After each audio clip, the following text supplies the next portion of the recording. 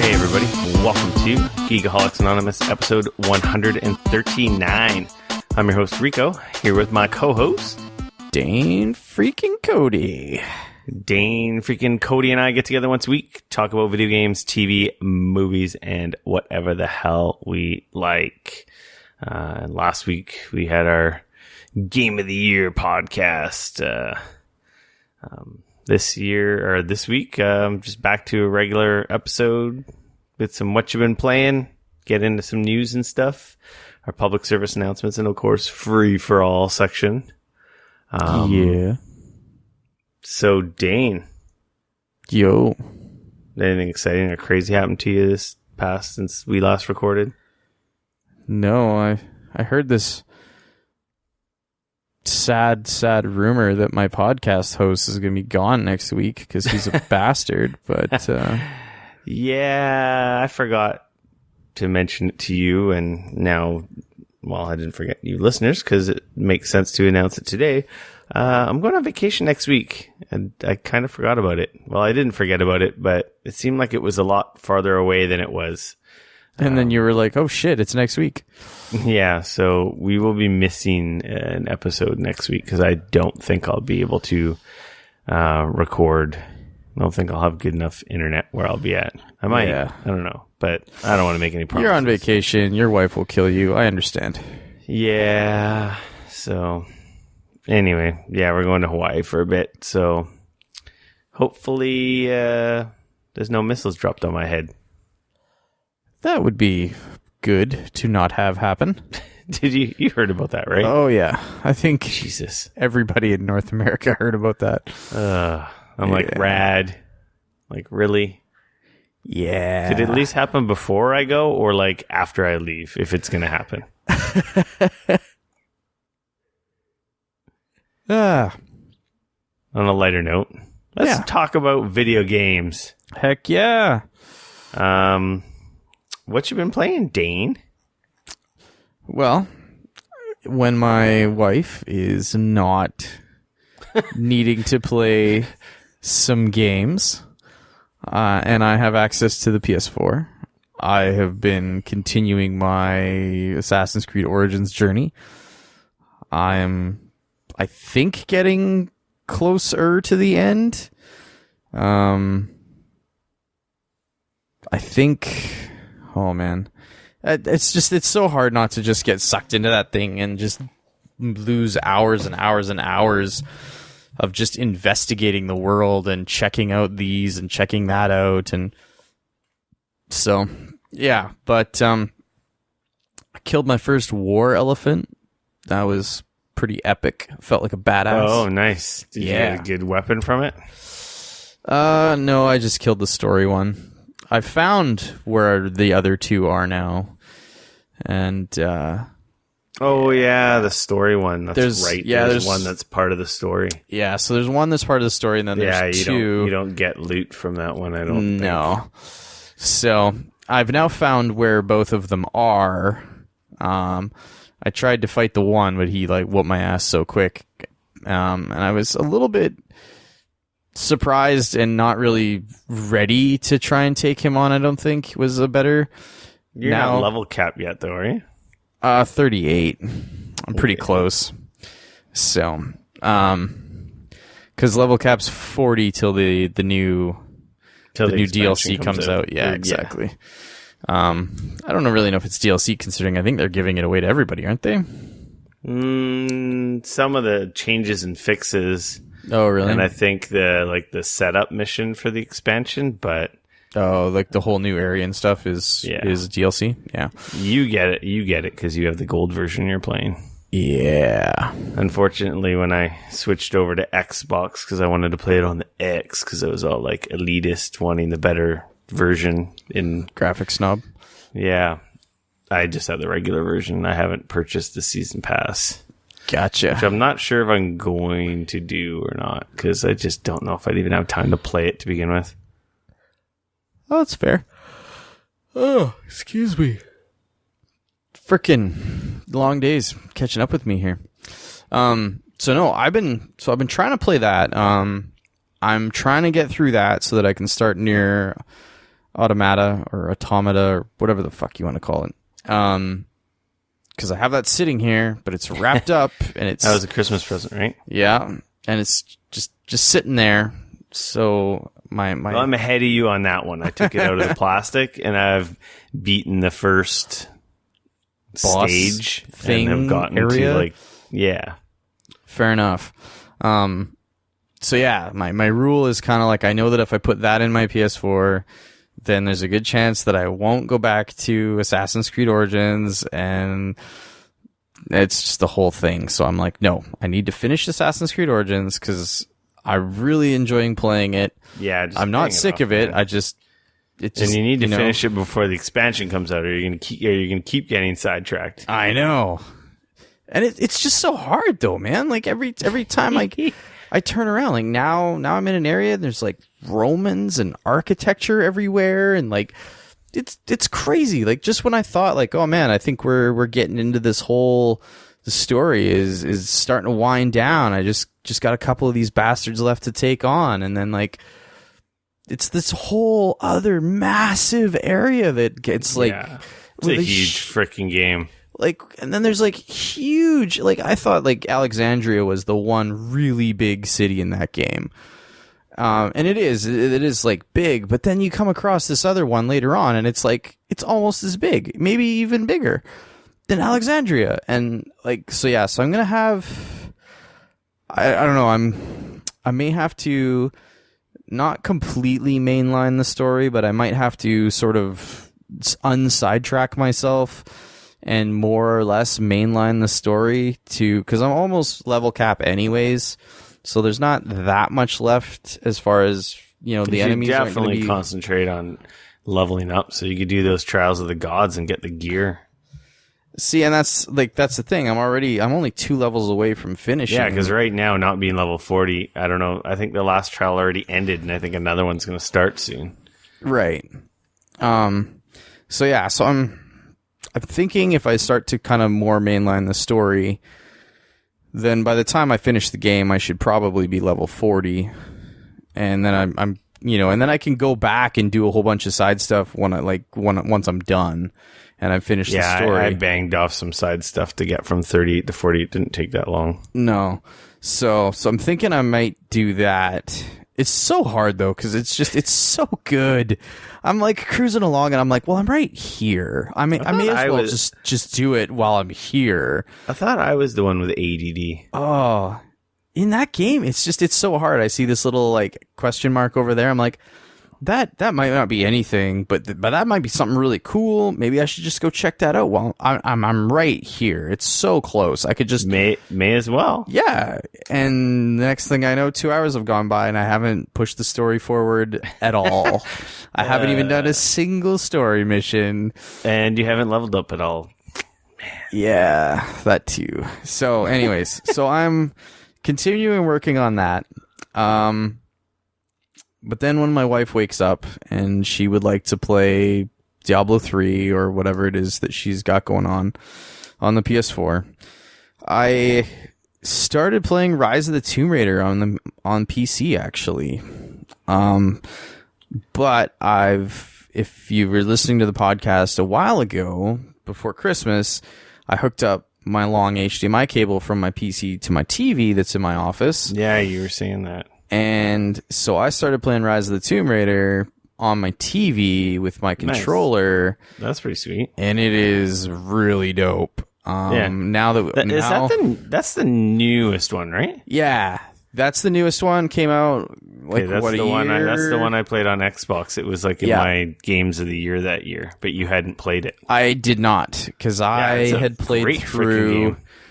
Because I was playing through the first one, and I wanted to beat the first one, which was just Tomb Raider. I just skipped the first one. Exactly. I never ended up going back, because that was a PlayStation Plus or Games with Gold, right? And then Rise of the Tomb Raider was also a PlayStation Plus or Games with Gold. I can't remember. It was one or the other. I don't know. I bought it probably last Christmas's. I don't think I own that one on PC, but I definitely own it on both consoles. Yeah, like I said, I picked it up on a Steam sale at some point, and I realized that I owned it, and I was like, man, I should maybe play this. Exactly. That's a great freaking game. I And really like that game. Man, it is real good. I like I said, I'm not super far into it. I haven't played, I don't know, I played the first like 2 hours maybe. So I'm just kind of gotten through all the beginning stuff, kind of got the story going, got to the first little area where you build like a campfire and like sort of set up camp or whatever. And that's kind of where I stopped. But man, I'm really looking forward to that. So I've got that happening on my PC right now, and then I've got till I finish Assassin's Creed Origins, and then I can start Nier Automata on there. So those are kind of what I got going on my two sides right now. And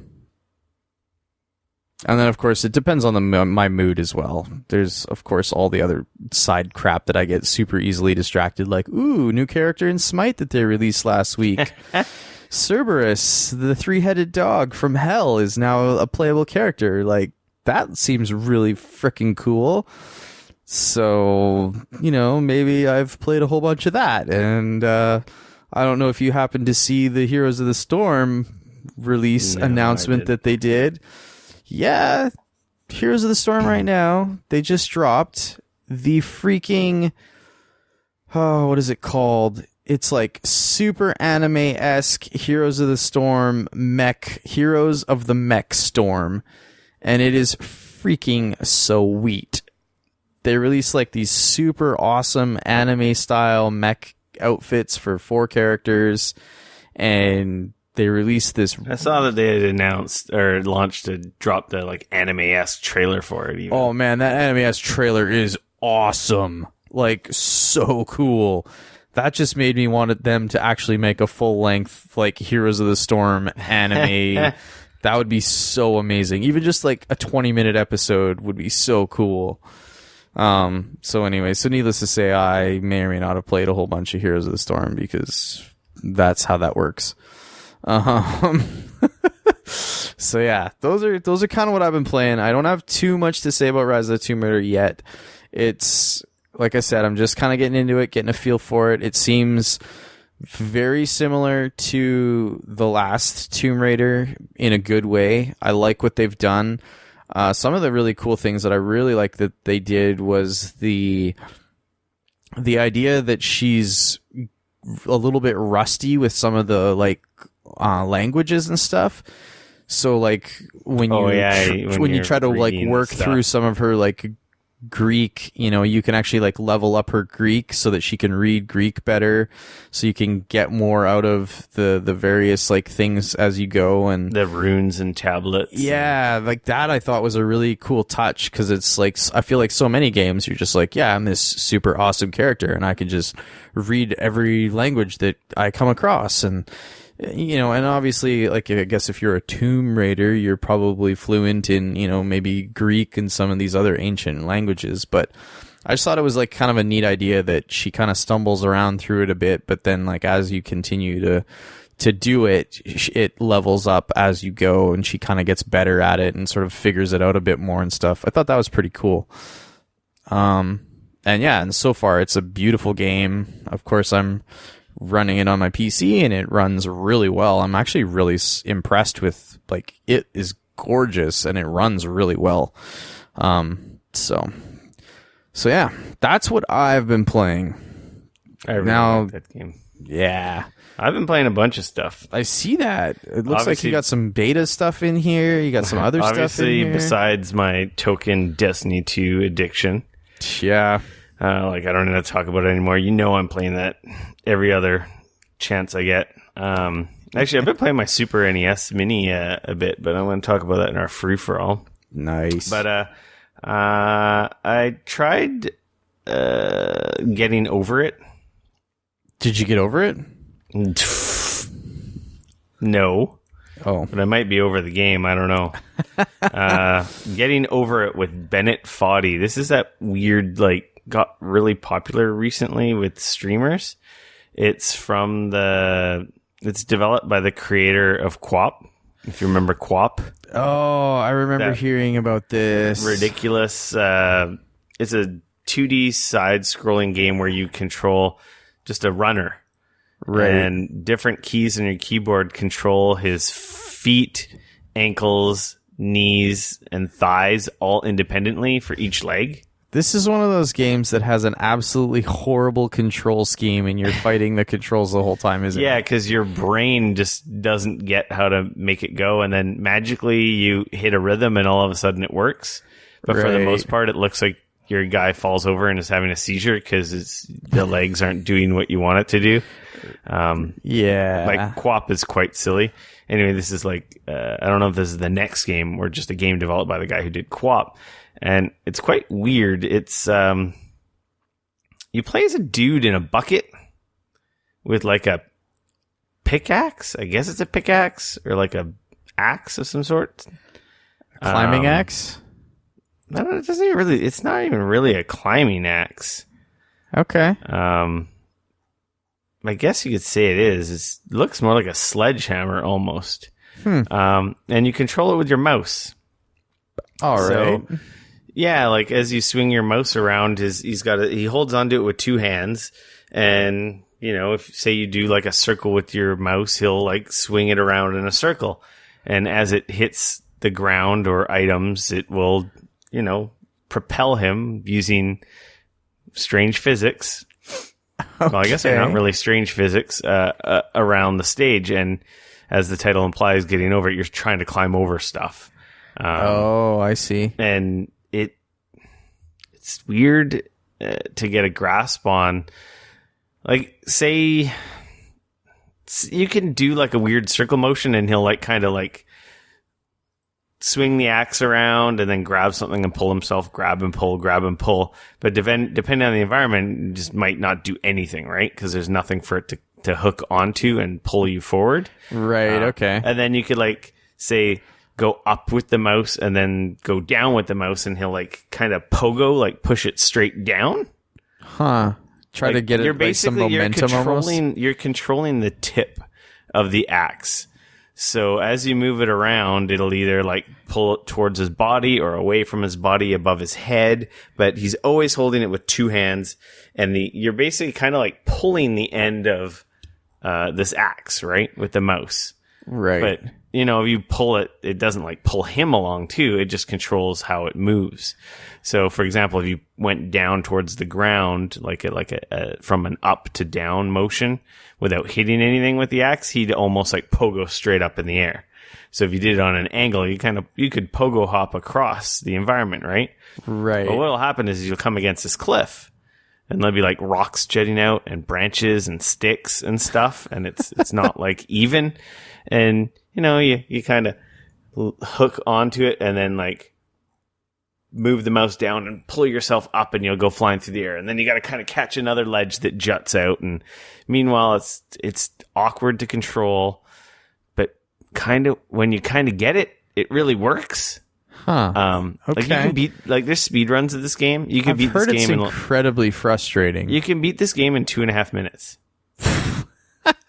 Like if you watch, if you're real good. But like, trust me, I don't think I'm even a quarter of the way through, and I've played it a few times.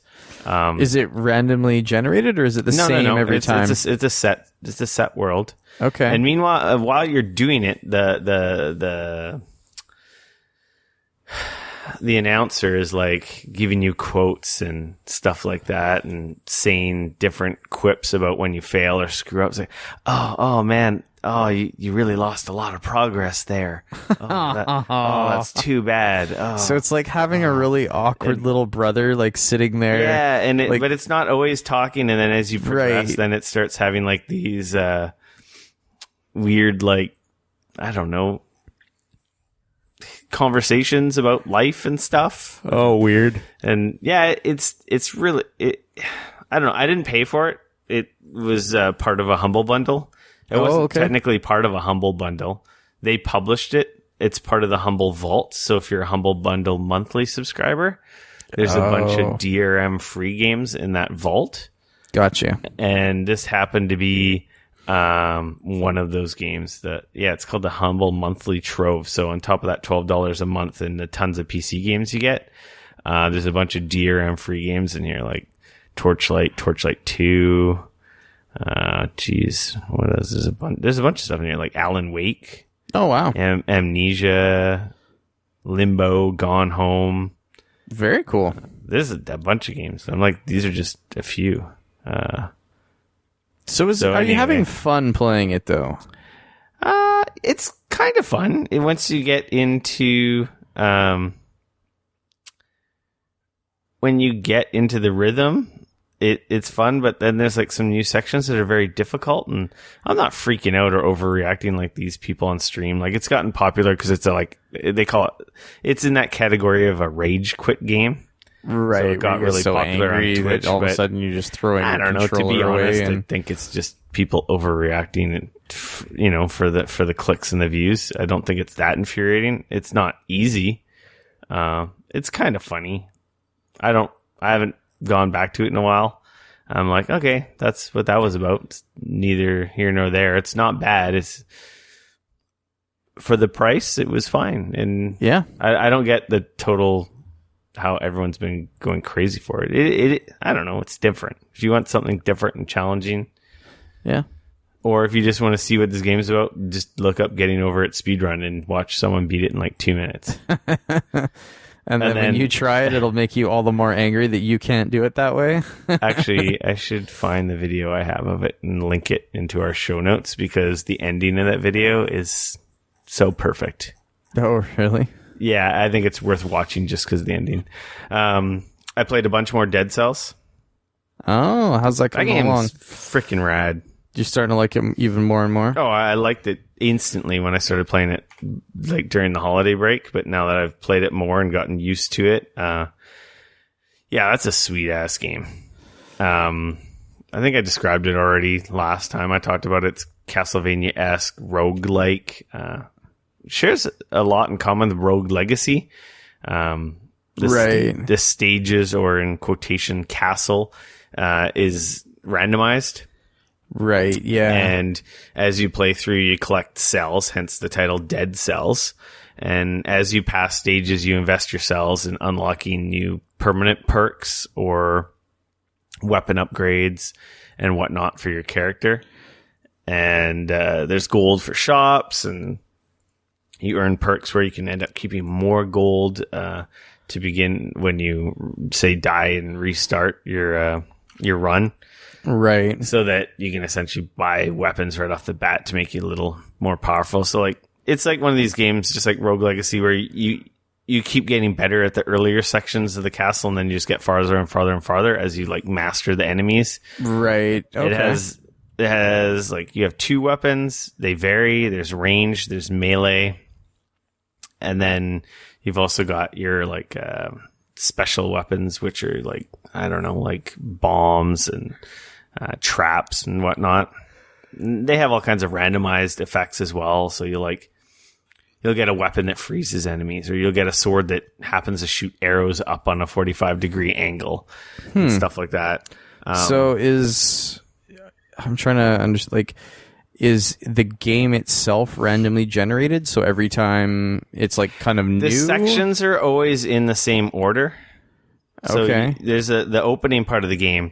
It's the same sewer, like, jail cell area that you start, but it's all randomized. That area is randomized. It's not like the same linear path that randomizes. Okay. So, like, there'll be it's like you always go to the jail, but that you always start in the jail is randomized. It'll contain a shop. It'll contain a treasure chest where you get, like, a free item, and it'll contain, like, a couple exits to the 2 next sections, the sewers, and I can't remember the name of the other one. And then there's the ramparts, and then something else. I can't remember the name. And they kind of always progress the same, but they always look different. But they always have the same enemies, the same basic kind of premise to those areas. They add new things, right? Right. And new enemies as you go along, and they also get, like, obviously tougher. And in between each section, like I said, you invest your cells in unlocking permanent unlocks. There's also mutations that you get as you go along that either make you more powerful, or one of them is like, say you die, and instead of dying, you revive with, like, a little bit of life. Okay. So that you can continue your run. And, if you don't die, you can keep adding these mutations and, essentially getting more powerful, and also making it easier for you to get farther. Right. It's a little bit of Dark Souls, in that, you know, when you die, if you don't complete the area, you lose all the cells you've collected, which can be frustrating. Because at any time, you don't know, sometimes you'll run into an elite monster, and they're usually quite difficult. Oh. But they drop a shit ton of cells, and they usually drop like a blueprint or a new weapon. Yeah, so you get weapons random drops from enemies. And, you know, there'll be more powerful or different versions. Or you get blueprints, which you have to complete an area to actually unlock the blueprint. And the blueprints basically make the weapons available, these stronger, more powerful weapons available in shops and as actual loot drops from enemies. Okay. So until you unlock them, you essentially can't get them. I think you can, but I don't know. I don't really understand the blueprint. I think the blueprint means they'll be in the shops and or they will drop from enemies as opposed to just a blueprint dropping. Interesting. All right. And like I said, it's kind of Dark Soul-y in that a few enemies can really wreck your day. Your light, it's not necessarily like super easy like a Castlevania game. You can take on a whole bunch of enemies. You kind of got to do some crowd management. You've got to dodge, which makes you invincible. So mastering while you're dodging or whatever. Yeah, so it's like as you're rolling or as you're in that animation, you're invincible for that moment. and enemies have an attack tell, like an exclamation mark goes over their head. So okay, I'm really bad at dodging, but if you get good at dodging, I can imagine if you're good at dodging, it probably makes the game like 1,000 times easier. I don't think it's very hard. I just like Dark Souls or the Souls-like games. I just get greedy. And want to kill everything and get as many cells as possible until I go to the next area. Like, I've only gotten to the first major boss like twice now, and is it one of those things where if you keep more cells, then more drop? I don't know. I don't know if that's how it works at all, but it's obviously you're killing more enemies and getting farther, so you're not beelining it to the next area to kind of cash them in, right? Right. And you got like a health vial, which can be upgraded like from 1 use to 2 use to 3 uses. I don't know if it goes beyond that because I'm working on unlocking a third. Right. Yeah, it's a cool game, man. It's early access. I don't know if it's on sale again right now on Steam or on Green Man, but I think I got it for $10. Wow. It's freaking awesome. It's if you're into those Castlevania, like Shadow Symphony of the Night or type games, it's pretty sweet. It's cool music, cool aesthetics. It's got like a 16-bit-ish like graphic style, pixely 16-bit look to it. Those games are super hard for me because I really like the Metroidvania. I really like those types of games, but I kind of hate the roguelike thing of like starting over. After Rogue Legacy, like Rogue Legacy I think is the best roguelike in that it has this like permanence that carries over, so you are getting more powerful and it is affecting how far you get and where you can go and what you can do. It's not always random and starting from scratch every time, so like every run you are progressing your guy. So I do that's what I like about these types, and I think they kind of, I don't know if they ape that from Rogue Legacy or whatnot, but I think that's how all roguelikes should be. Starting from zero. Yeah, because at least you're not feeling like you're just wasting your time completely, right? Yeah. Because that's the big problem that I've had with some of those is it's just like, I ain't got time for this and every single time. I'm not super solid. You know? It's tight controls and it plays so good. It's a dope game, and it's still in early access. Like, I don't know if there's actually an ending or not, or I'm not. Like they just came out with a big update recently, right? Yeah. So if you're into that, check that out. It's currently on Steam. I don't know if it's coming to anything else because it's in early access. It might eventually. Interesting. Yeah. So there's a couple. It definitely sounds like it's something up my alley, but no, it's pretty free. If you can get on sale, it's fun. Yeah. There's a couple open betas this week that happened. I think they're both done, though one might run again because they had so many problems. Final Fantasy Dissidia. had an open beta. That's only like on the PS4. weird fighting game this type is thing, right? Yeah, I believe this is based on the arcade version that was out in Japan. Yes, and it's essentially the Dissidia games were on, I believe, on PSP. I don't think any came out for Vita. So they're like a open arena fighting game. They're kind of like those virtual on fighting games where you kind of fly around or dash around like a big 3D arena and have like crazy attacks and summons, and it's really over the top. Right. It Is it fun? Like, because it's more or less multiplayer only, right? I don't know if there's a story mode or whatnot, but it's 3-on-3.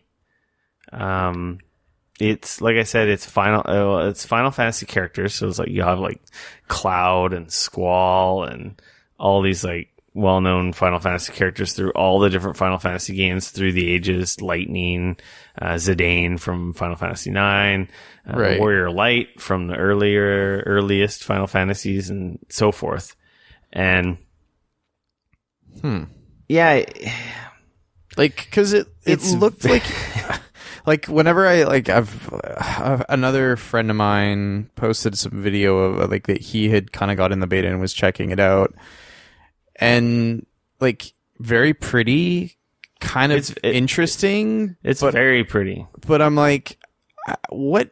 Like, it's not really a fighting game, but it kind of is. It's like the arenas are quite large. It is, and it isn't. It absolutely is a fighting game, but it's not your traditional 3D fighting game where you're like locked on a plane with your enemies. Right. You've got total free movement. You can go anywhere. You lock onto enemies, kind of like an MMO or an RPG, and then you have different attacks, combos that you can do. And you want to get enemies into is it knockdown status? And then you got to use a different attack to incapacitate them. And then you got to go after one of the other guys on the team. It's super complicated. There's so many different like tactics. There's dodging, there's dashing, there's air dashing, dodging, there's summons, there's blocking, there's countering.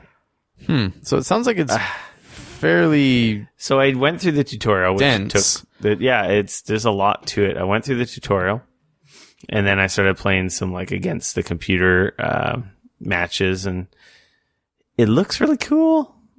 I just don't think I like Final Fantasy. Well, I like Final Fantasy a lot. I just don't think I like this type of fighting game. Right.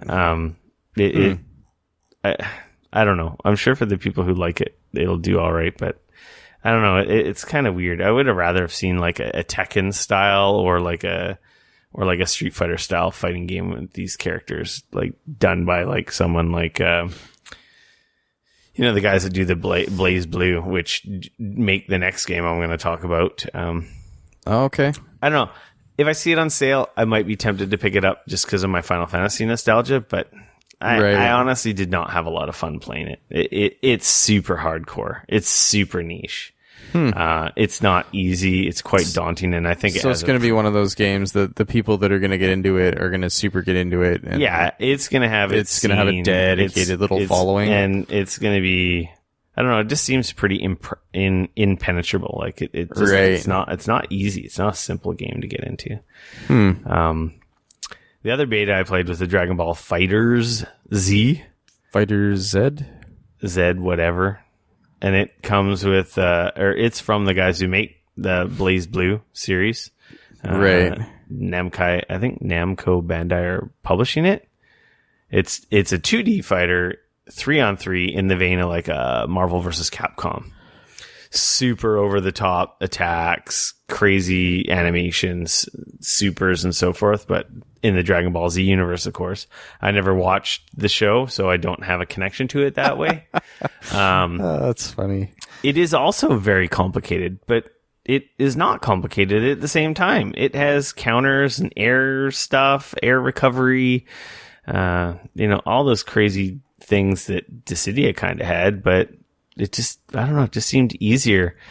obviously maybe because it was just more on a 2D plane, so you didn't have to worry about movement and so forth. Right.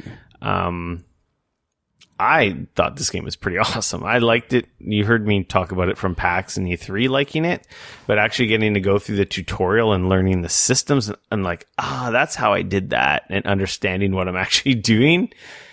This game is freaking cool. It's a treat for someone watching it. It's like that Injustice, like over the top. You're throwing enemies through buildings and giant, crazy city leveling like special moves. It's really, really cool visually and presentation wise. The visual style of the game is absolutely incredible. Oh yeah, it looks phenomenal. I almost think it looks better than the TV show. Like the animation, it looks awesome. It looks freaking rad, and it's fun to play. Like I had a really fun time playing it. I didn't play against anyone online.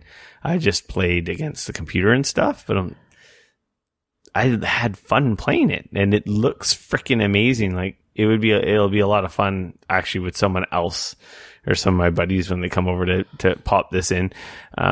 It's one of those things that there's a lot of systems and a lot of depth that, you know, hardcore fighting guys will like. But it's also just has auto combos. So someone who doesn't know how to do anything may actually be able to have a chance and have some fun and feel like they know what they're doing or that they could actually do something. Yeah.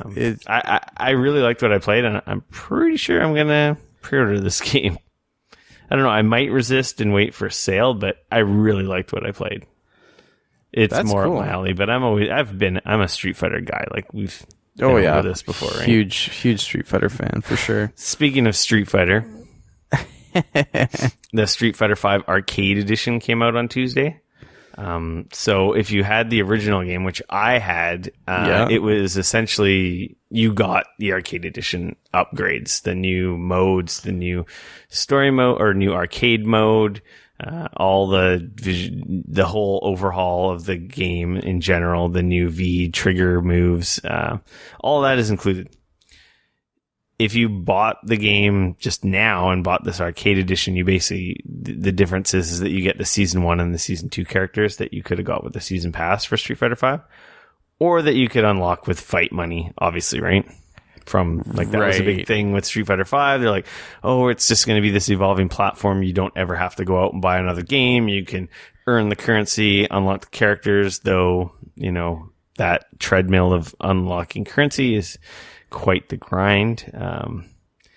But that's neither here nor there. You can buy costumes, stages, and all that kind of nonsense. There's so much DLC. And apparently, I don't know, I think it's a couple $100 to unlock everything in this game. Wow. Piecemeal, like from characters and stages, or at least it's $100 and something bucks. That's crazy. Do you still have to pay for the base game, or are they giving? No, I have Street Fighter V arcade edition now. Like, right. So same thing as if I went out and bought the disc minus all the characters. So you could buy the old one and get the update, but then you wouldn't get any of the new characters. Or if you went out and bought this new edition, you'd have all the characters. Oh, I see. Up until the season 3 characters, because there's a whole other third season of characters coming. Right. Anyway, they added a new arcade. Basically, this is the game that they should have launched a year and a half ago. Oh, that's brutal. Which is unfortunate, because the game... The fighting, Street Fighter V, the game itself, the combat, the fighting, the characters, it's awesome. But everything around it, the shop, the online, the lack of modes, like this game released bare bones, like a year and a half ago. Didn't even have a story mode when it came out. No, it didn't have a story mode. And then they added a story mode, which was like, after people had played like Injustice and Mortal Kombat, we're like, it's pretty lacking compared to like what other people are doing. And now they added like an old school like arcade mode where you're just progressing through the different characters or the different fights through the different eras. It's kind of neat. They added 6 different modes in arcade mode. So they take you through Street Fighter 2, Street Fighter 3, and so forth up until like the Street Fighter 5 arcade mode.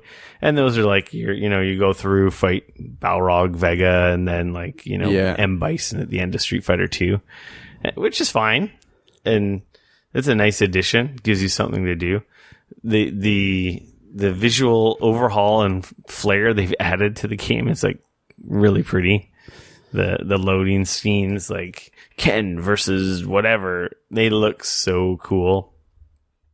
It's unfortunate this wasn't the game they released. I love Street Fighter so much, and I kind of wanted to pick that up, and now I'm like, it's got me playing it again. I'm going through story mode with my Ryu and Ken, and I'm enjoying it, and I got it all for free, so that's pretty cool. Yeah, that obviously, part of it is minus like the 12 characters they've released since launch. Like, that's the one glaring thing, is like when I go into a mode and it's like choose your character, it's like I think I have 8 or 10 characters, and then like there's another 8 or 10 characters that are just like, they just have shopping carts on their icon. Mind you, I do have enough currency to unlock a couple more characters, but I don't even know who to unlock, so I'm just like, But yeah, I don't know. If you're really into Street Fighter and you hadn't picked it up until this point, like, if you're really into Street Fighter, that's the key word. Right. It's definitely not a bad version of Street Fighter, but I think that time has kind of come and gone. So yeah, like, I mean, who knows? Like, maybe, you know, if you can get Street Fighter 5, like, if you can find a copy of Street Fighter 5, like on Super Clearance, like the old version. Like, right. You get all the enhancements and added stuff in the story mode. They kind of have like challenges and missions now that you can do, almost kind of like I don't know if they're daily quests or if they're weekly, to get you back in and keep playing and earn fight money so you can unlock characters. Like, you can earn the currency to unlock characters here. It's not too bad, but it's, you know, it's definitely a grind, but it's cool that you can. So you don't have to buy any of that. I think owning the first game, you can get a deal and get all the characters unlocked up until this point. I think it's $20. But okay, I don't know. I never played it enough, I think, to really justify that. There's only, I think, one character I really want that I don't have, and that's Akuma, and I can just unlock him with my fight money. I just haven't done it. Oh man, he would have been like the first one I would have unlocked. But he was a character added in season 2. I think, like, late in season 2. It's like my favorite character. I think he only came out last year or something. Love Akuma. But yeah, so I played that. That's cool. I like Street Fighter. It's very pretty. Yeah. I don't think I've played it since I got my new TV, because on my new TV, I'm like, holy crap, this game looks awesome. Because it's so colorful. It's so vibrant. Like, it's same with the Dragon Ball. Dragon Ball just looked insane. Oh, yeah, that Dragon Ball game looks crazy. I heard people complaining about the PlayStation 4 version was having more issues with multiplayer. So I'm really split on which version to get. It's 1080p 60 they've touted on PS4. Haven't heard anything about Xbox One X. I just, beyond 1080p 60, I don't really know what you need for a fighting game. Like, I don't think it really needs to be 4K. That seems kind of irrelevant. Yeah. But I don't know. I'm split on where I'm going to buy that. And then I had another Monster Hunter World comes out next week, and I kind of want that. And I'm like, oh man. Did I miss? Wasn't there, or was that last weekend, or is it this weekend? There's another beta for Monster Hunter World this weekend. Okay. And then the game comes out next Friday, I believe. And that's when Dragon Ball comes out too.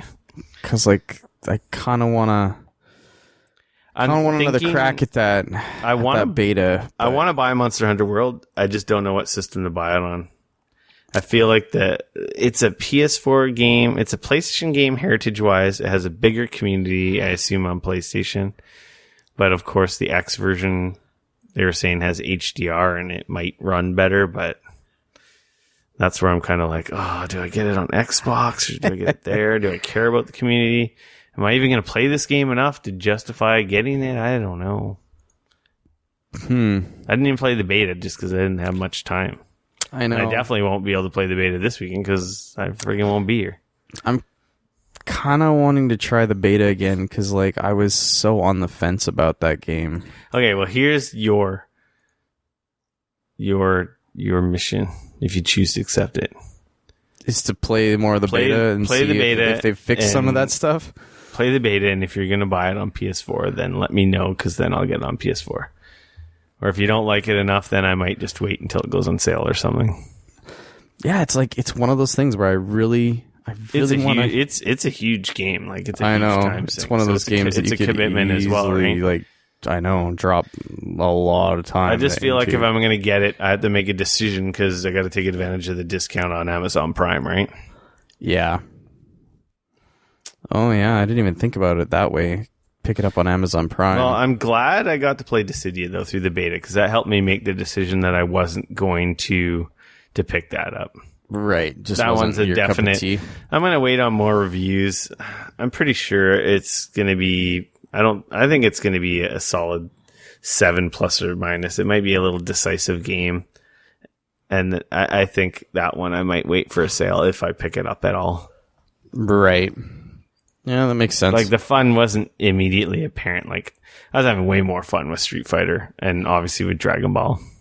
Yeah, that Dragon Ball game, I kind of want to pick that up. With that, Dane, I'm going to say we can get in some news. Yeah, got some stuff happening this week. So, surprise, not a surprise, which we were talking about last week. Nintendo was like holding everyone over the coals and totally trolling about their Nintendo Direct. They ended up having a mini after we recorded. And of course, say what you will, people's obviously expectations went through the roof for this. Though they did have a decent amount of announcements for it. If you click through that link and go to the YouTube link and expand it, you can see the whole timeline. It has all the stuff they announced. There's a bunch of stuff they announced. Anyway, yeah, so it was good, not good. Obviously, because all the hype fans, I think, went crazy and were like, oh, they're online and they're going to show Smash and they're going to do this and that. And it's like, not really. No. They announced The World Ends With You. Final Remix is coming to Switch. That was a very well-received cult classic on the DS from Square Enix. Like that's an old school game at this point. Action RPG game. I guess it's an action RPG. I don't even know what you call it. But people love that game. I never played it. It was played with the touch screen and the top screen simultaneously. It was a very unique game. Apparently it's been released on mobile not too long ago. So this is going to be like a combination of the stuff they fixed. Apparently the mobile version was actually really good. And it's going to be like a remix with additions to what they fixed with that version, and then obviously a bunch of more stuff. It's a very cool looking game. I never got into it. Yeah, no, it's one of the ones I honestly never even played. There's some new Pokken Tournament DLC. They showed more to the Kirby game, Kirby Star Allies. I don't know if they announced a release date for that one. Yeah, March 16th. Kirby Battle Royale and Dragon Quest Builder demos. So there's a Dragon Quest Builder demo on Switch. There's a demo for Kirby Battle Royale on 3DS. That game came out a while ago on 3DS. It did. Hyrule Warriors Definitive Version is coming to Switch.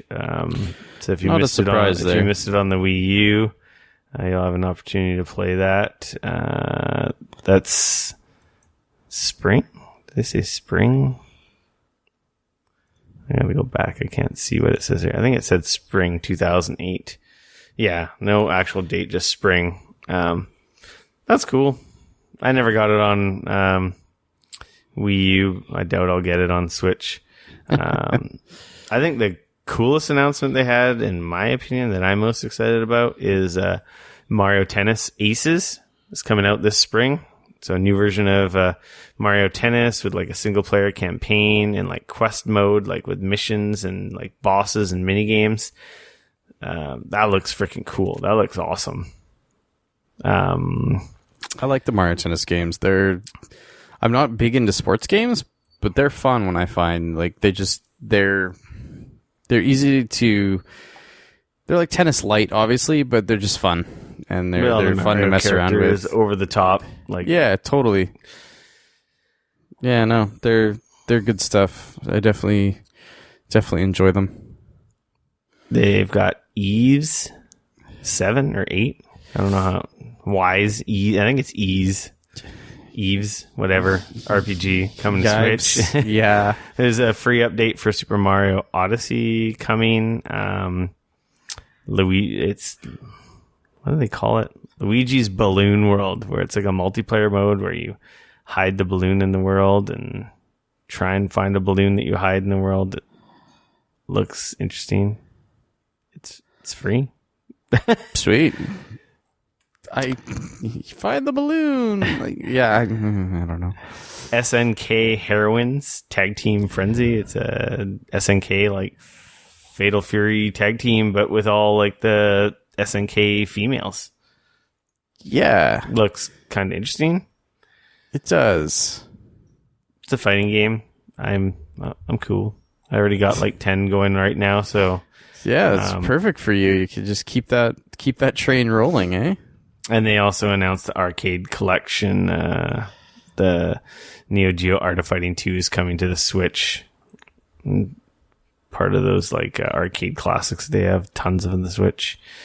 Mario and Rabbids Kingdom Battle is getting new characters. Donkey Kong is coming. Payday 2 is coming out for the Switch. Fee, which looks kind of neat. Like Payday 2. Yeah. Okay. Well, sure. Payday 2 apparently is doing really well. I'm surprised they put it out on the Switch. Like, I don't know. Well, but stuff's doing good on the Switch and people like money. Yeah, I guess so. Celeste, follow-up from the guy who made Towerfall, but it's a single-player side-scrolling action-adventure. Looks kind of like a Super Meat Boy mixed with Towerfall. It looks really tough. I don't know if this is a game for me. Yeah, that's what I thought too. I saw it and I was like, I don't know if that's for me. Looks really cool. Yeah, it's like jumping and dashing and spike-filled rooms and swinging and all kinds of crazy mechanics, always moving, and like one mistake and you're dead. Yeah, I'm good.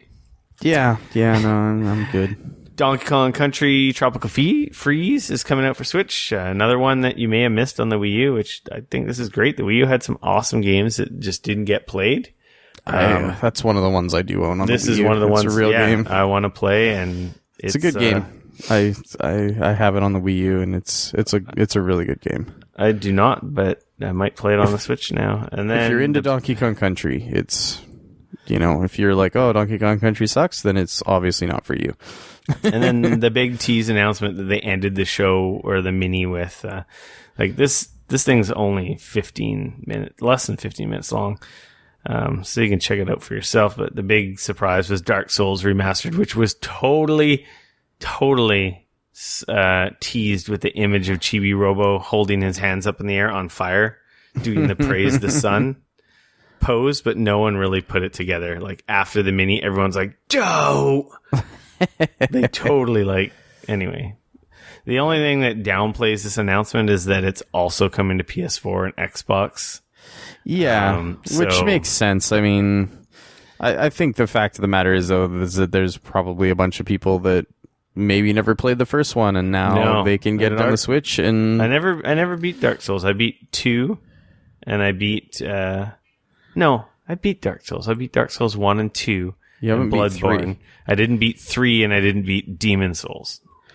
Right. I get Dark Souls and Demon Souls confused sometimes because it's the first one. But yeah, I don't know. I played the heck out of the game. I don't think I'll pick it up again. But that's the third party is starting to show up. This is a very different Nintendo compared to the Wii U and the Wii before that, and the GameCube. Well, GameCube had some third party support, but I mean, the Wii started off with lots of third-party support, and then when everybody realized that nobody was buying games except for Nintendo first party, then everybody pretty much was like, well, that's dumb. Let's just make a collection of mini games and sell that, and that's pretty much what they did. Yeah. Moving along. Bungie outlines Destiny 2's future. They had a big Bungie post on their blog about stuff that's changing. Obviously, Destiny's been in a little bit of turmoil with the community lately, with people complaining about a lack of endgame and or a reliance on cosmetic items that are heavily hidden or like geared towards you spending real money to get. Again, it is all cosmetic, but it is kind of annoying when, a big part of Destiny is dress up, and that the only way to get some stuff is like you essentially have to spend some money, like the holiday armor sets. Like I managed to luckily get all the gear, armor set for a warlock, but it would have been impossible to get it for all my characters without spending money. Right. Though I think the warlock one looked the best out of the set, but still, like, people want to collect these things. This is a armor set that theoretically you won't be able to see again for a year, right? Yeah, that sucks. So, I mean, at the end of the day, I don't know. Like, I have such mixed feelings about this whole thing. Like, on one hand, like, the internet is freaking out about shit because, of course, they're the fucking internet. But I mean, I guess at the same time, like, I understand when, like, you've got a game like Destiny when so much of it is cosmetic and being able to show off what you've got and everything else, that to put so much of that behind, paid DLC kind of sucks. But I don't know, like. So, yeah, they haven't said exactly what they're doing, but they're going to be moving away from the reliance on the Eververse, which is the store and the microtransactions. Right. I think to make it more rewarding for players. Like, I don't know what their plan. They didn't really go into that, but they're like, okay, we got a problem. We're gonna work on this. Right.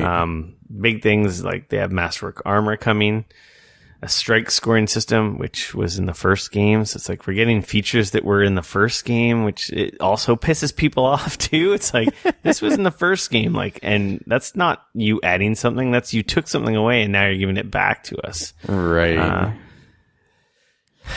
You'll be able to see other members of your fire team on the freaking map, which seems like something we should have been able to do from day one. That seems like something that would have been real nice to have at the beginning. Multi-emotes, extra vault space. Later on in the year, they're going to have item collections, so you don't have to fill your vault with all that stuff. You can just have it in the collections, which they had in Destiny 1, which are gone in Destiny 2, another backward step. They're going to have better clan rewards, Masterwork exotics. They're redoing the entire mod system. Interesting. Like they have a bunch. There's a bunch of stuff coming. I think them redoing the mod system is smart because, like, personally, I didn't even really realize that it was there for quite a while. I was like, wait a minute, this is there, a thing I need. They don't do a good job explaining it, and I don't know if the perks and how it works really works as expected, or is as important as it should be. Because it's stuff that's supposed to affect cooldowns for, like, your grenade recharge and your special, your melee attack and your special, and it's like, does it really make a big difference? I know. Anyway, then you gotta ask yourself that, but then of course you gotta start to care once you get towards the end, because you want that extra, like, 5 power level, and so there's that whole thing. Yeah. So, my douchebag brother-in-law, I know he's listening to this, Teacup beat me to he beat me to the level cap of 335. What? But I think he actually gets to play more than I do. I'm stuck at the classic Destiny RNGesus position where you're waiting for, I just need a new chess piece, and then I'm 335. Oh. Am I getting a fucking chess piece drop ever? No. So I have all my guys at 334. Oh, that's and brutal. Each one needs something different, but it's just like I just haven't been getting it. And it's like, But yeah, anyway, Destiny. Yeah, that'll happen. Moving along. Fair enough. Detective Pikachu is coming to North America. Sweet. March 23rd, 3DS. I will not play it. I probably won't either. I've decided I'm done with my 3DS, regardless of how good this game is. That's it. You're very interesting. It's at least till another Fire Emblem game comes out for it, you mean? And yeah, like Pikachu's a coffee drinking detective who talks. That is kind of cool. Ryan Reynolds is voicing him in a movie adaptation. The most important thing about this is that the most important thing about this announcement is that there's a Pikachu, Detective Pikachu amiibo coming. I will purchase. Of course you will. Amiibo sold. Final Fantasy 15 is getting a Royal Edition coming out. It's like season pass, a bunch of more bullshit. and it's coming out on PC as well on March 6th. Wow. The biggest change coming to Royal Edition is an expansion of the Final Fantasy 15 game world. Players can roam around larger version of the city. I think there's new dungeons and side quests. Yeah, if you didn't have enough Final Fantasy 15, here's more. Man, there's one that I got like 3/4 of the way through and then stopped. Yeah, like you played the crap out of that. You were really enjoying it there for a while. Yeah, and I don't know I can't remember what pulled me away from it, but it was something else came out and it's had several us. patches and improvements and stuff. It's almost like a different game. Yeah, there's a part of me that kind of wants to play it. There's a part of me that doesn't. I don't know. I'm so on the There's fence a with less that one. expensive upgrade path, similar to like the Street Fighter 5. I think if you own 15 and want this new stuff, I think it's only like $20 or maybe $30.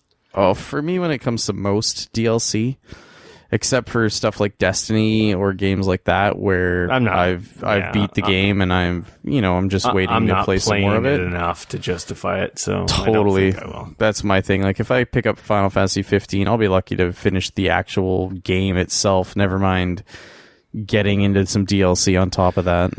Yeah. So that's coming. That's, I guess, cool. Yeah. This next story piques my interest. There's been rumors and leaks of photos of Microsoft's Xbox Elite controller getting an upgrade, which really I've been thinking about frickin' time. There's been some tweaks to the paddles, buttons, everything on this controller, and it also now has the Bluetooth similar to all the newer Xbox controllers. The old Elite was before that Bluetooth upgrade. Right. And I think the mini headphone jack as well. Rumor has it USB-C now on it. Ooh. So yeah. Do you know? And like I don't know, and so that's why I'm asking you. Do you know that if you have Bluetooth on your computer, for example, that the new Xbox One controller would work without the dongle? Yep. On your PC? Yep.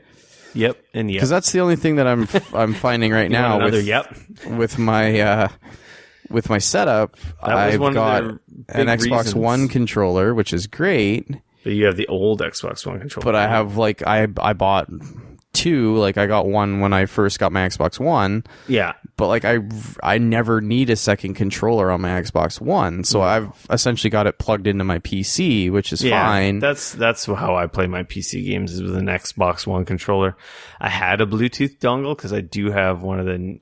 That's why I bought the Xbox One S last year or the year before or last year. No, it wasn't last year. I guess it's technically the year before because last year. I bought the Xbox One X. Yeah, it came with one of those Bluetooth controllers, and I was using it through Bluetooth on my PC. But then my Bluetooth dongle kicked the bucket. I have Bluetooth built into my motherboard. So yeah, I do not, which is I'm surprised I didn't get that. But I was looking at picking up just one of the like wireless adapters because they're only like $30, which is actually cheaper than a new controller. Speaking of wireless adapters, I was going to get a new Bluetooth adapter for my PC, but I don't really need Bluetooth for anything. So right. They're around $20, $15, but considering the last one I bought for $15-$20, like barely lasted a couple months, I'm like kind of like, and it actually didn't have the best range. I had issues with like it wigging out once in a while. Right. So I was like, I don't really have a lot of faith in this. And then I'm like, I'll buy one of the Xbox wireless adapters. Yeah. And then I had seen a story that, I don't know if it was at E3. I think it was after E3. They've announced a new version of the Xbox dongle. They have delayed that dongle.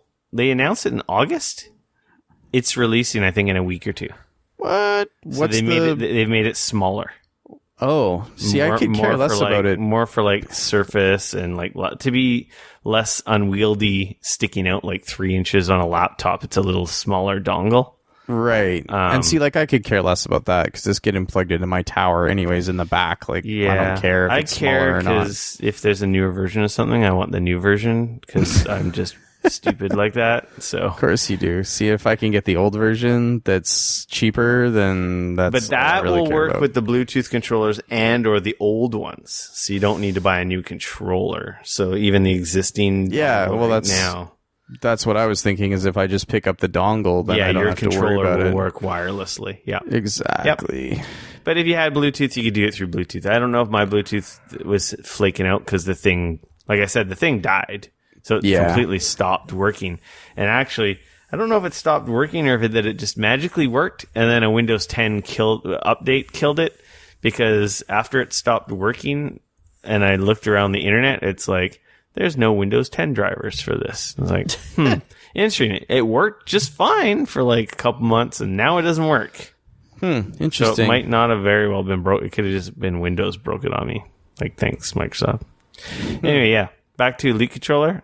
New version coming. I will buy it because that'll be my PC and Xbox controller for sure.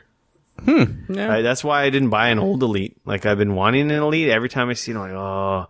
But I'm like, you old. You've been around for a while. You old. I know the second I buy you, there's going to be a brand new version. So I resisted.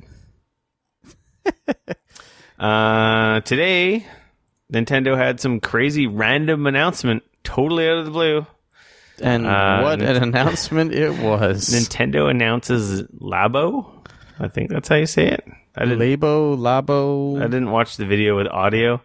It's this wild combination of arts and crafts and your Switch and Joy-Cons to make cardboard robots and figures and robot suits and dollhouses and fishing rods, a motorbike, a piano. You have to watch this trailer. The link's in the podcast notes. If you haven't seen it, click on the link in your podcast player, go check it out, and or just whatever. Just go search Nintendo Labo. I know people are slagging it online. It's like, Nintendo's selling you cardboard for $70. It is a lot of money for a few cardboard. I assume it accessories. I assume it includes the games. I just watched the trailer. It does include the game. So I don't know I don't think the games are a free download or whatnot, but they were saying, I saw a follow-up story somewhere saying that Nintendo will release these plans so you can essentially cut up your own cardboard and make it yourself. Clearly these kits that Nintendo are putting together are like, obviously they look really nice. Like, there's a piano. You slide your Switch into a piano and you're playing piano with cardboard keys. I'm still trying to figure out like how half of that stuff's going to work as far as I think it's all through vibration. I think using the IR. Remember, there's an IR that tracks motion in the Joy-Cons. Right. Like, these are really taking advantage of a lot of the hidden tech in the Joy-Cons and the Switch itself. It's weird, man. It looks fun. It definitely looks like good old family fun. It's Nintendo being Nintendo, doing something crazy that's never been done before. And that it definitely I just gotta tip my hat to him and say, hey, if I had a kid old enough, this looks like I would be buying this day one. This is definitely not for like me or you per se, but if you had a younger kid, this looks like a lot of fun. That just, it gets you away from the TV and doing like arts and crafts in the game. Like, one of my most favorite things I do now with my daughter is like I paint and I color and I draw. Like, you've probably seen my shitty photos I put around social media here and there every once in a while. Yeah. Like, I'm coloring those. I'm coloring and drawing, and it's a lot of fun. So like, people are slagging this thing online. It's easy to dismiss it as a older gamer, but as a family, like, this is something very truly unique. And it, you're still playing with the Switch, but you're also not sitting in front of the TV and you're just doing something together with someone else, like your family or your kids. It's a weird thing. Like, I said, I don't think it's for me, but like you said, I think it is. I'm not necessarily discount. Like, I think, like you said, I think it's for people that are not me. I mean, younger people that are looking for. You gotta watch the trailer. It's 3 minutes. Yeah, definitely go watch the trailer. It is wild. It's something. You've never seen something like this before. You have not. You make a backpack and essentially put on a robot suit. Yeah, they're releasing that one as a whole thing where, yeah, like you said, you put on a whole robot suit and then in the game you run around and like smash into things and like you're essentially Godzilla in a robot suit. It's elastics and like all kinds of different. Yeah, it looks like it gets fairly systems. intricate, actually, like some of that stuff. So, and then they have kits that include stickers and tape to customize your creations. Like, big part of it is like coloring and customizing your stuff. It looks neat. I'm not gonna slag it. It's so easy to like be cynical about it, but for families, hey, who knows? and It might kids, turn out to be super awesome, and everybody loves it. I mean, look at the Switch. Like, that thing's kind of a runaway success. I mean, and you know what the hilarious thing is I bet you this thing's gonna do gangbusters. yeah. Did they give a release date on it yet? I want to say it was March. Oh, is it that soon, eh? April 20th. I bet you this thing's going to do gangbusters. And the funny part is Nintendo's going to get rich off of selling cardboard. Funnier things have happened. So, we didn't talk about it last week, and I managed to watch a little bit of it because it seems to be almost daily. Overwatch League launched. There's quite a few matches on a regular basis. Yeah. Overwatch League is Blizzard's, like, do they have a dedicated stadium for this? Yeah, man, they built that brand new one. We talked about it on the podcast even. All games are being broadcast from the stadium in LA where they built this huge esports stadium.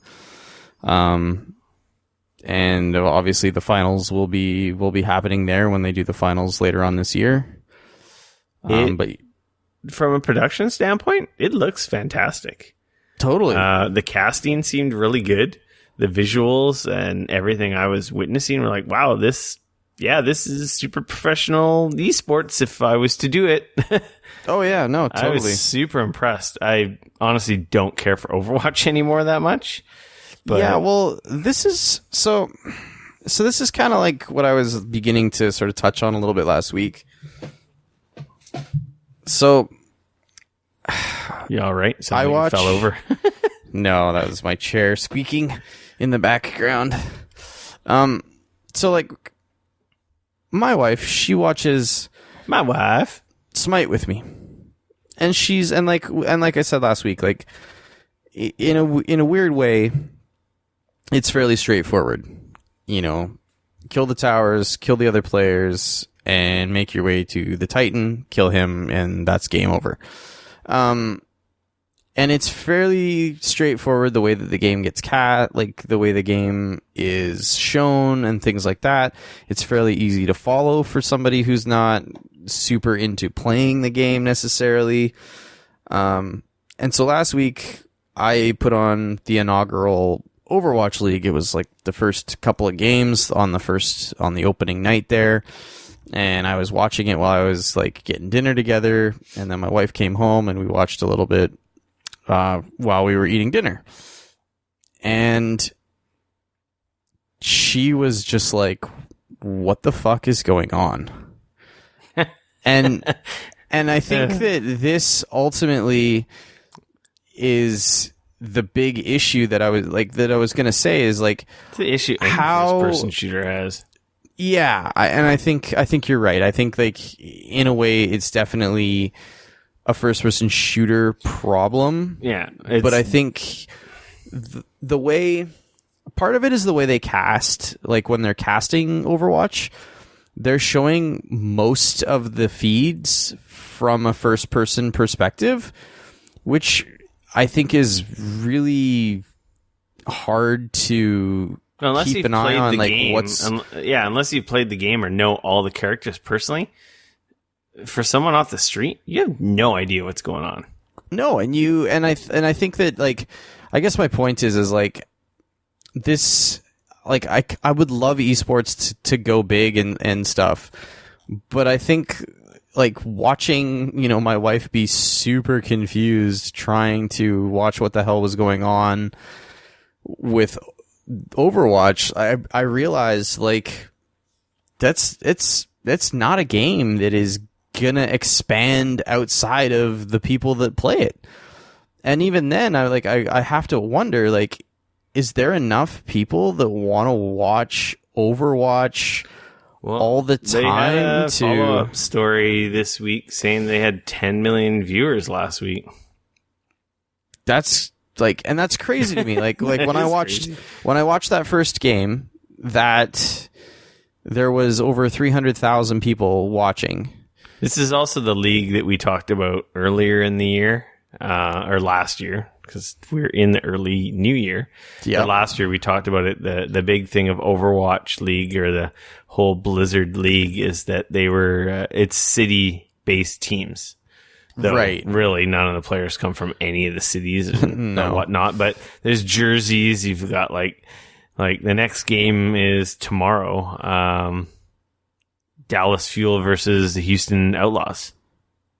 Right. It's right in your Blizzard launcher. You can see they have a new tab there that like glows when there's a game on. So that's how I watched it.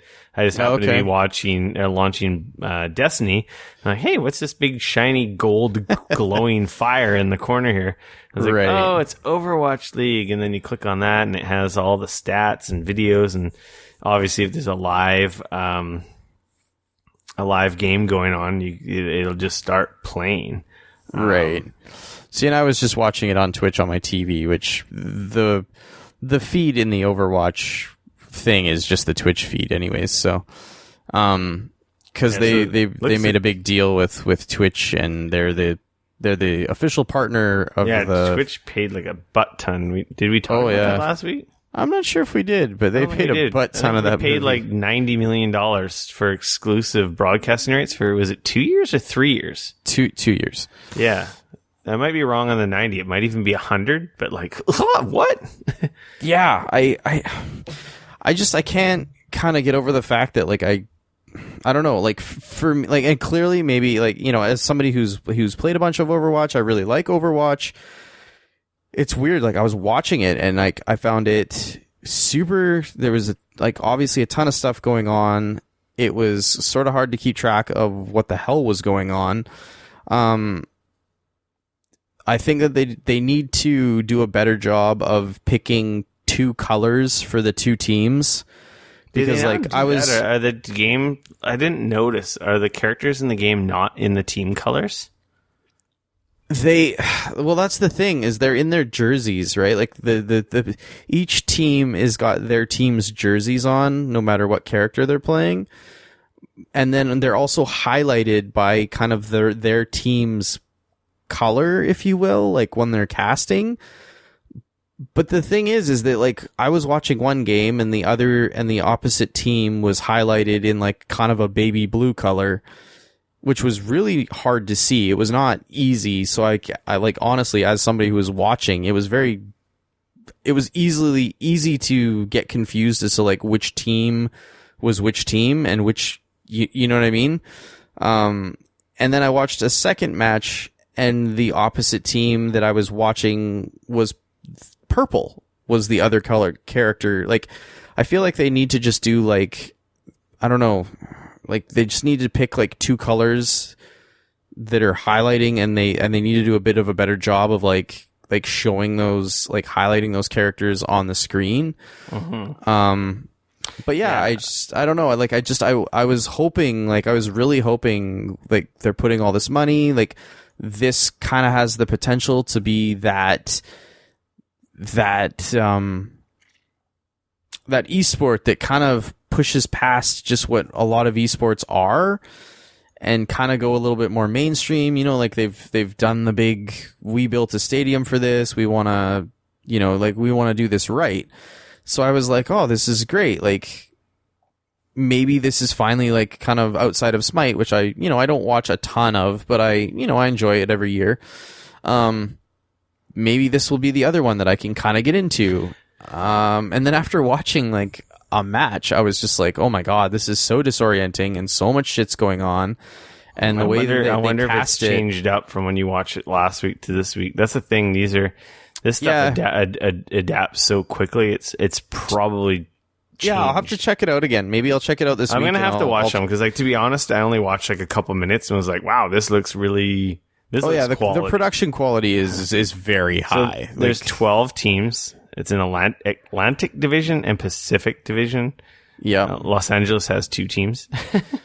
I know. Some of the logos look pretty cool. I'd have to look at their jerseys, but You can also log into the game right now and get one free like jersey of your choice kind of an idea kind of thing for one character. I like Houston has a cool logo. It's like 2 6-shooters, but they kind of make like a bullhead. Yeah. And then I don't know. And then there's also there's also one team for London and 2 teams in China and 1 team in Korea as well. So there's also a few teams from around the world that got on this as well. There's 1 Korean and 1 Chinese team. Oh, okay. And there's 1 team from London Dragons as well. and Seoul Dynasty. And there's Shanghai 1 team Dragons probably has the coolest freaking they got destroyed logo. by one of the LA teams that I watched. They got a cool logo though. They got a dragon. Yeah, they do. It looks cool. And then, like I said, there's also there's a team from London as well. That's going to be something to watch. That's going to, the London Hellfire. Yeah. That's going to be something to watch. It's going to evolve over time. Yeah, so I'll kind of keep an eye on it and see if they're sort of evolving. I'll and actually making try and it watch easier a to follow. match. Yeah. As opposed to just tuning in and, I'm going to go play Destiny. That's the problem. It was in my launcher as I'm going to play a game. It's like, yeah, I'm good. Yeah, fair enough. That's it for news, my friend. Public service announcements. Assassin's Creed first expansion arrives this month. And by this month, I believe it arrives next week, the 23rd, I think it is. I think apparently there's a story they accidentally released it like yesterday in the patch that came out. Because there was a big patch to Assassin's Creed, which adds some new stuff and tweaks and so forth. And basically it's the groundwork for this expansion. Mm-hmm. So next week, if you have the expansion, the level cap goes to 45. The Trials of God releases this week. I have to go in and do that second one. But they added more stuff to the Heka chests that you get from Reda. So nice. All the stuff, like they basically added all the stuff you can pay for. I think up until this point is now essentially loot that will drop from those chests. Ooh. Some of it was already in those chests, but now like they've expanded it for more of the stuff that's in the store will be in those chests. So that's pretty cool. Yeah, that is cool. I knew some of it was in there because I had gotten a bunch of stuff. I'm like, hey, that's in the store. I'm like, but I didn't buy it. And I'm like, okay, that's cool. But I had started getting duplicates. I had gotten to the point where I was getting duplicates. I'm like, okay, I think I've gotten everything that can be got from these. So they've expanded that loot table now. And yeah, that's next week. I don't know. I don't own it. Well, I do own it. That's a lie. I do own it on PS4, but I switched to Xbox. So, but I don't think I'm going to play the entire game over again just to do the expansion. Yeah, fair enough. Metal Gear Survive beta is on this weekend. I think you can preload it on PlayStation now. That's going to be both. Should be able to. It starts tomorrow. Yeah, January 18th to January 22nd. I believe it's both Xbox and PlayStation 4. Yeah, Metal Gear Survive. That's it for free or for public service announcements. Free for all. Remember that hard mouse pad that we saw at PAX from Cooler Master? Yeah, the one with all the cool colors. Yeah, shiny. I ended up buying it. It finally came out. The guy said it was coming out in October. I don't think it realistically came out until November. And then it was on sale in December. And I bought it in December and just had forgotten to talk about it. Yeah, it's really nice. It doesn't get all grimy like a regular like plastic, like, you know, those cushy mouse pads that everyone has. You're talking to the wrong person. I don't own any of those cushy mouse pads. I don't know, like your classic mouse pads that have that black soft material underneath and essentially just have like a smooth plastic top. Right. Like the ones that come in like the collector's editions with all the Blizzard games. Those types of mouse pads. Right. That's what I was using before. I never had a hard Surface gaming pad. Oh, man. I switched to that years ago. I know. What was I missing? Oh my god. My mouse is so much nicer. It's so much better. Mouse. I'm better at Destiny because of my mouse pad. I'm not kidding. Yeah, I'm not surprised. It's so much more accurate. Like, I don't have to move my mouse as far. It does, like I said, it doesn't get all grimy. And it's got all kinds of crazy cool colors that my daughter loves to come in and look at and go, hey, purple, red, orange. It has like a little button. It's not even a button. It's like a touch sensitive button built into the pad. And you can change it between, like, I don't know how many colors there are. There's a bunch. There's like red, purple, orange, blue, green. So like one of the like chroma style things where there's like 16 million. It's got a bunch. It's got a bunch of colors, and you can choose one that it stays on. You can choose one where it kind of like does like a rainbow pulsing around, like circular motion around the whole thing. And then I think there's one where it like goes just slowly fades through all the colors, right? Like solid red, and then it goes to green, and then to blue, and like that, like that breathing kind of. In it, fade in, fade out. And then, of course, you can just have it off if you don't want it on. But I have it on all the time because it looks amazing. I have it on, like, the random, just like my LED strips I have on my desk on random. So my room is just a crazy rainbow. Or my desk, at least. And that was, I think it's $30 American. It's $39 Canadian. I got it on, well, it wasn't much of a sale, but it was $39. Or that's not bad. $35 on a sale. That's not bad, though, at all. The only thing that sucked is that there was shipping, which was like $7. But whatever. Yeah. A worthy investment. If you follow me on Twitter, you may have noticed I posted a picture of 8-bit controllers that I bought recently. I saw that. Were at E3. They're the SF30 Pro and the SN30 Pro. I got the SF30 Pro to match my Super Famicom Mini. I have a retro receiver, which is the 8-bit wireless receiver, which actually it lets you pair with any Bluetooth remote. Oh, okay. But these ones work with that, obviously. They're a Bluetooth controller. Look like a Super Nintendo pad with dual analogs built in and 4 shoulder buttons and essentially 2 triggers as well. Similar to the triggers. Them a lot. What's that? I said, and you like them a lot. Yeah, I liked it so much that I had to buy the Super NES version of it. So I have the colored one and the purple one, and yeah, they're great. They're awesome. They have vibration. They work with the Switch. They even have motion control. Oh wow! They work with like the full thing. They work with the Switch. They work with PC. They work with Mac. They work with Android. I've been tempted to pick one of those up to use as a phone controller. Actually, they've gotten their line of controllers have gotten really popular for like Windows PC and emulators because they've always made like an NES controller and a Super Nintendo controller that are Bluetooth.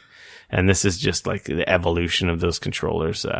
It's small, it's comfortable, and like you've got your dual analogs on it. Like you could use it to play like anything on Windows. You have all the buttons.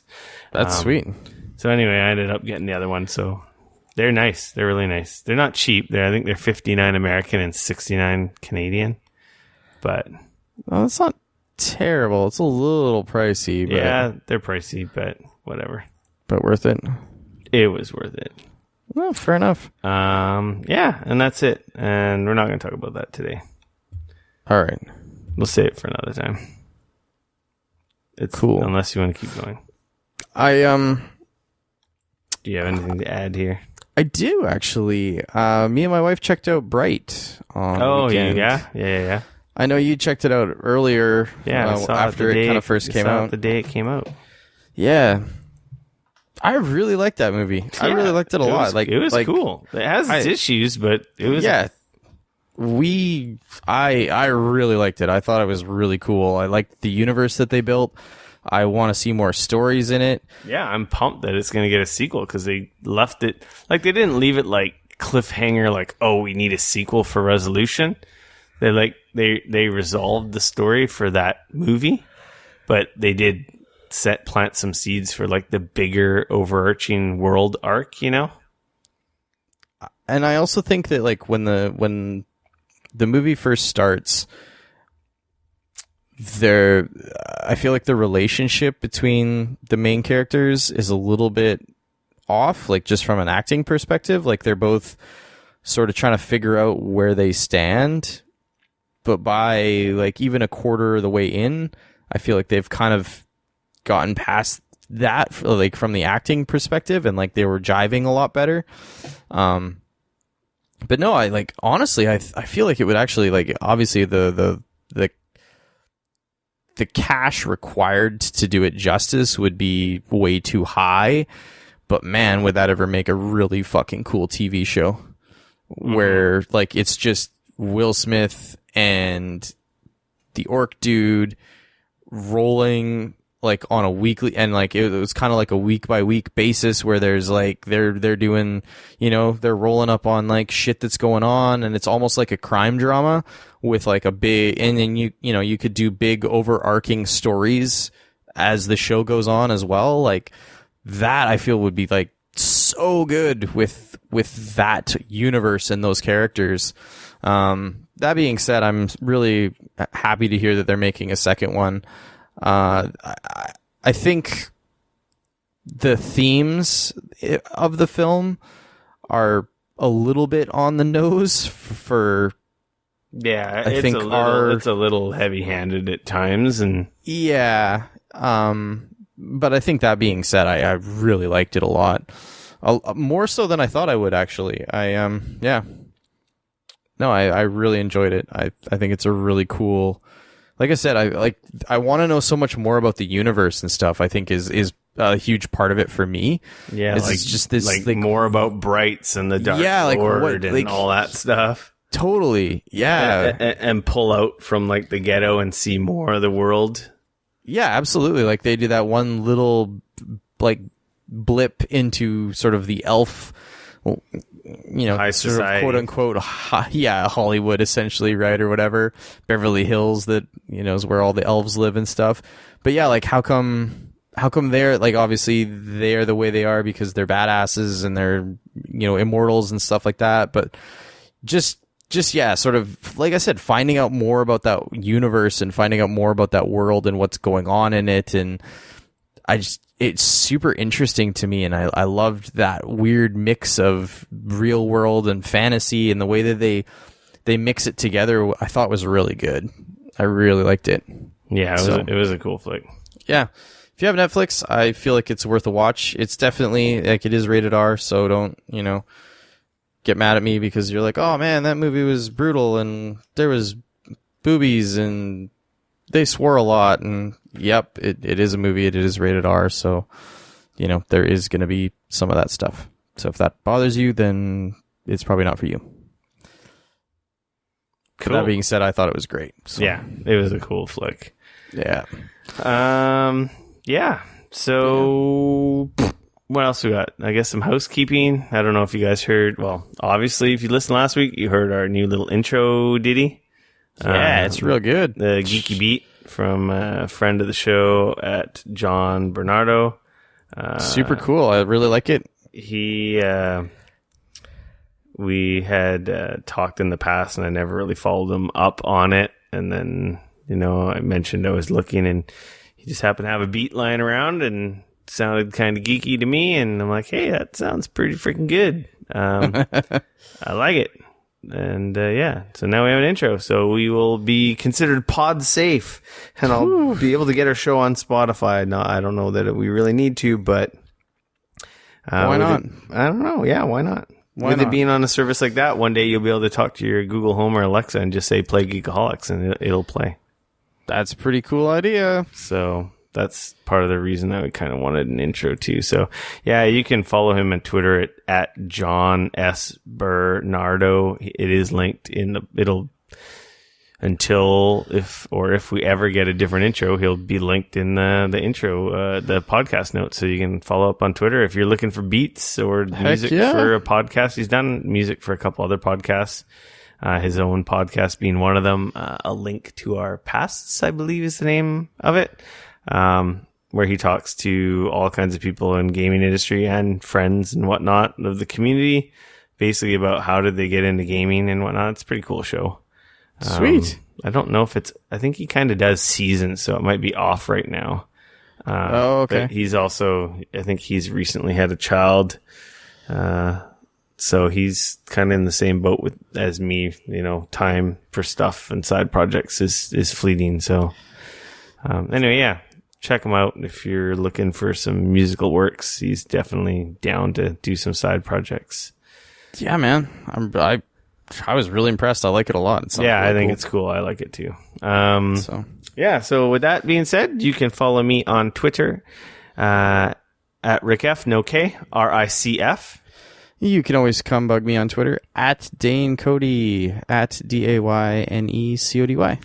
Make sure to subscribe to us on YouTube. It's youtube.com/Geekoholics. Like us on Facebook. If you don't already, please do, because I don't know, people care about how many likes you have and it makes you look special. That's facebook.com/Geekoholics. And then, of course, you can follow us on Twitter at Geekoholics. It's pretty simple. We managed to get all the appropriate usernames. And we're also Geekoholics on Instagram, even though I don't really do much there. Though apparently Instagram is where everything's happening, but I don't know. I think I'm too old. Yeah. So we're going to be off next week because I'm going to be on vacation. Yeah, you're a bastard. So everyone play some games. But we will be back the following week. Yeah, we will definitely be back.